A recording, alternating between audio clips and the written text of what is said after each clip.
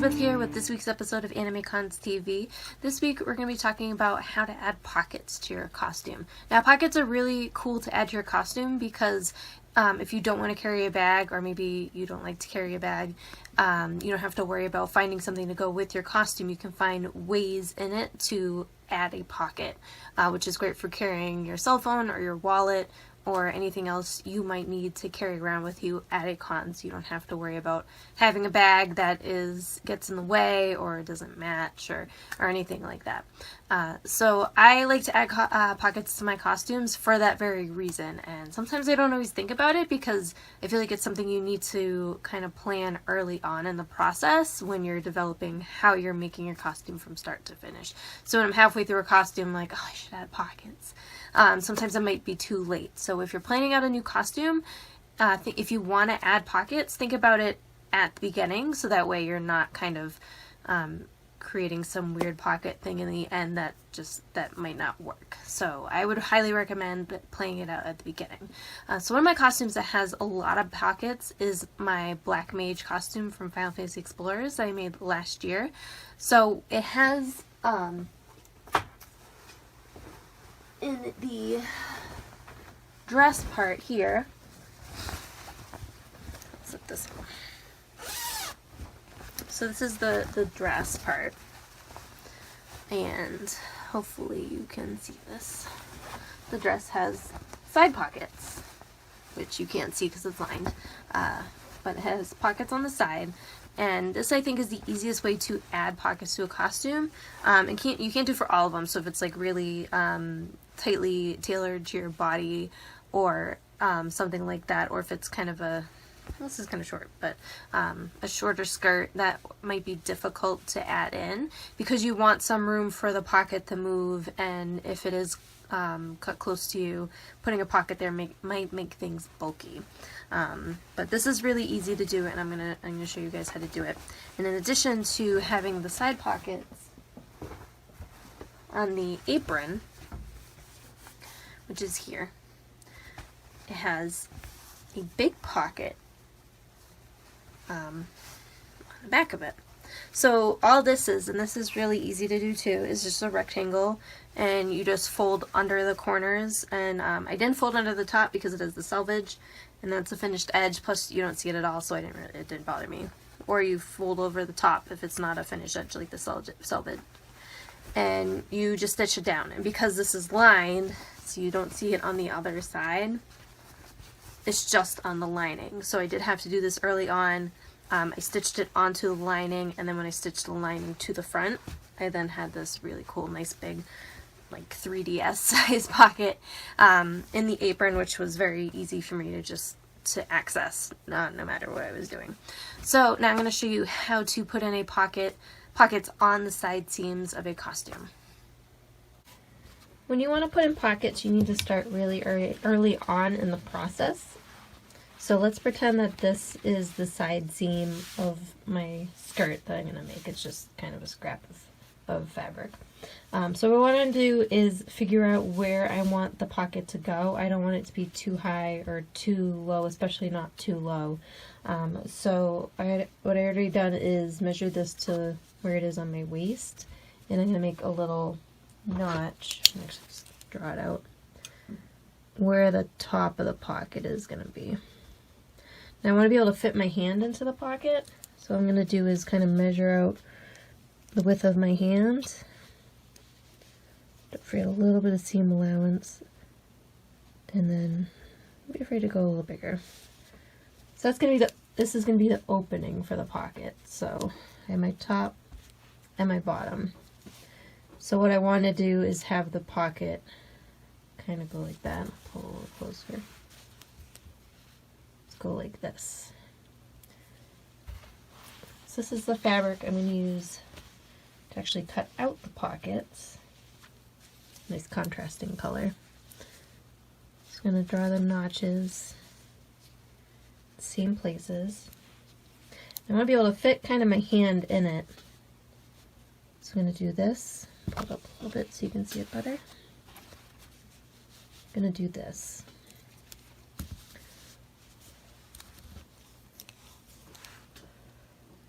Again, don't forget seam allowance. Let's draw a couple quick shapes. So this is the general idea of the shape. And then I'm just gonna fill in the lines. Now what you want here on the side is you do want it to come out a little bit like that. Maybe about half an inch, 5/8 of an inch, kind of what your seam allowance is going to be.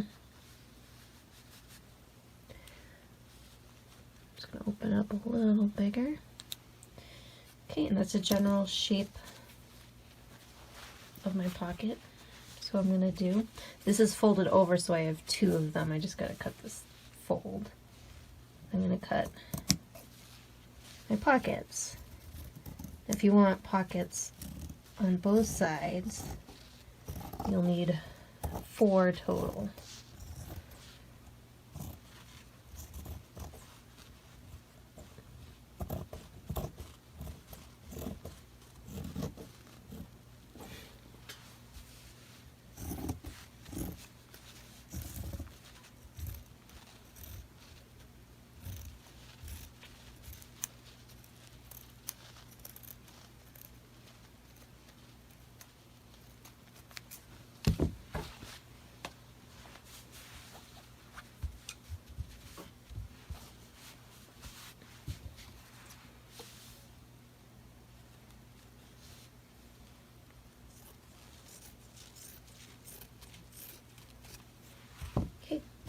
Now I have my completed pocket.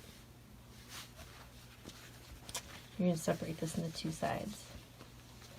Now I'm going to do here, so they can work with both sides, I'm going to just copy over the markings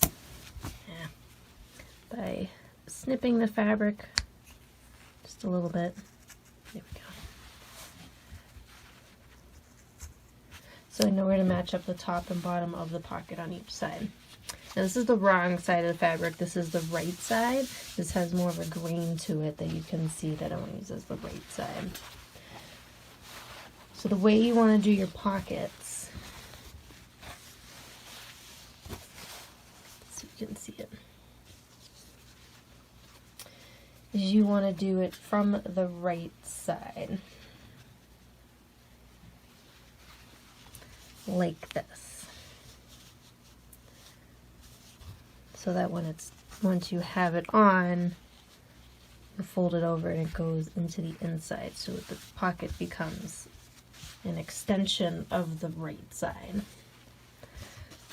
So you want to match up the top and bottom of the pocket. I'm just going to pin it into place.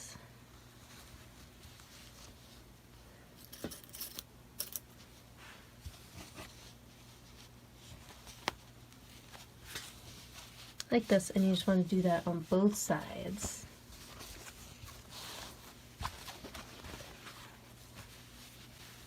There we go. So this is the other side.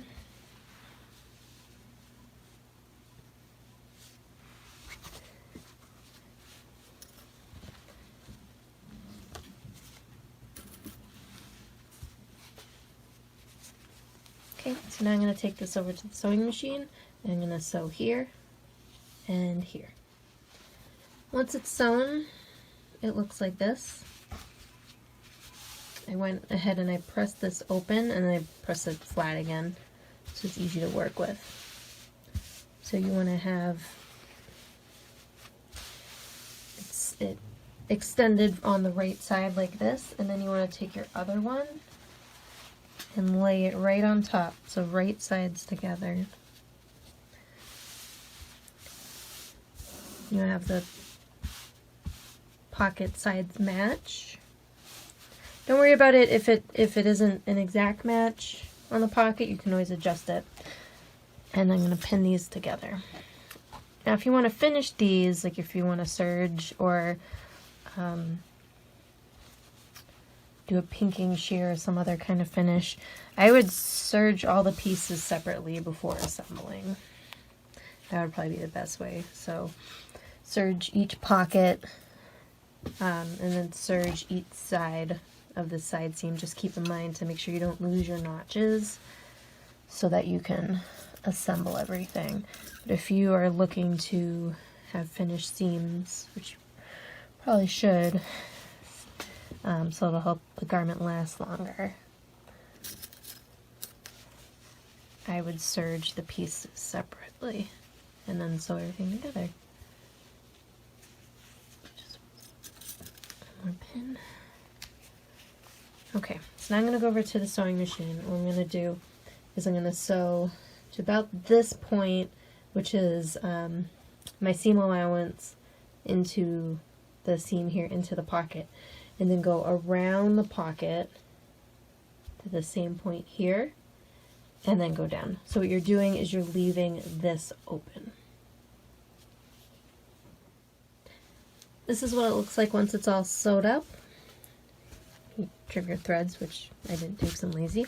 So again, I went from here and then around my kidney bean pocket shape and then down the side seam. So now this is open. So if I flip this open, I didn't press this, you can now see I have a pocket, which is right here.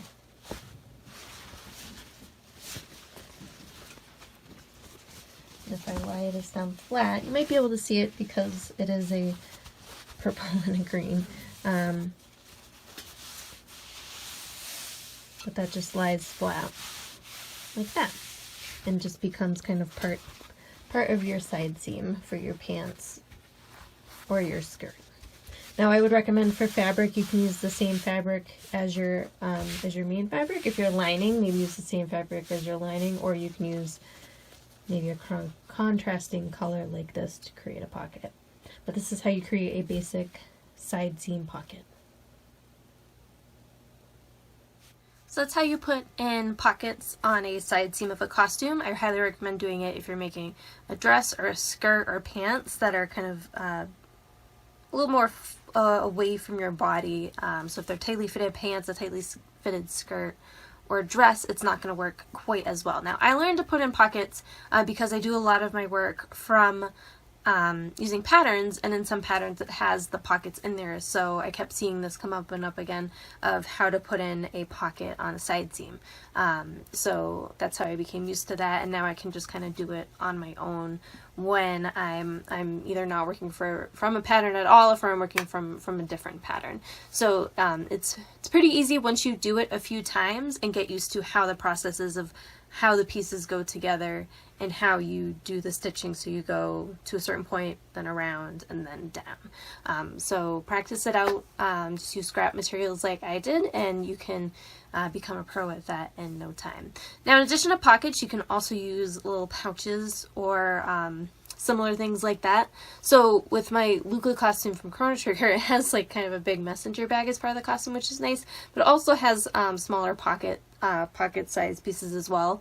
And an older version of the costume, one of them was an old kind of purse that I took apart and attached to the belt of the costume, which was nice. But you can find things that kind of coordinate with the costume, and you can just add it on, so you have a little pouch to carry what you need during the day. So if a pocket won't work, maybe you can do something like that.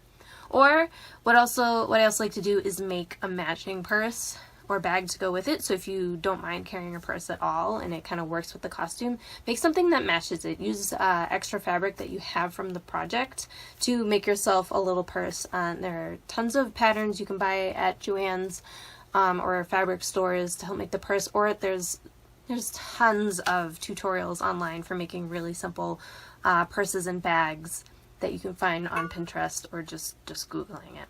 So when you're thinking of planning your new costume, think, where am I going to put my stuff when I'm wearing this? And use these tips to help out with that. If you've put pockets or pouches or anything like that into your costumes in really cool, creative ways, let us know. You can message us or post on our Facebook page. If you're on YouTube, you can comment down below, or you can reach out to us at podcast@animecons.tv, or you can call the voicemail line, which number I can remember, so it's right down here. You can also text us at this number as well. there's probably other ways to reach out to us. You can tweet us on Twitter, you can leave a message on Instagram, and I think that's about it for all the ways to contact us. You think I'd remember this by now after saying it so many times. But that's it for this week's episode. We'll see you next time. Bye guys.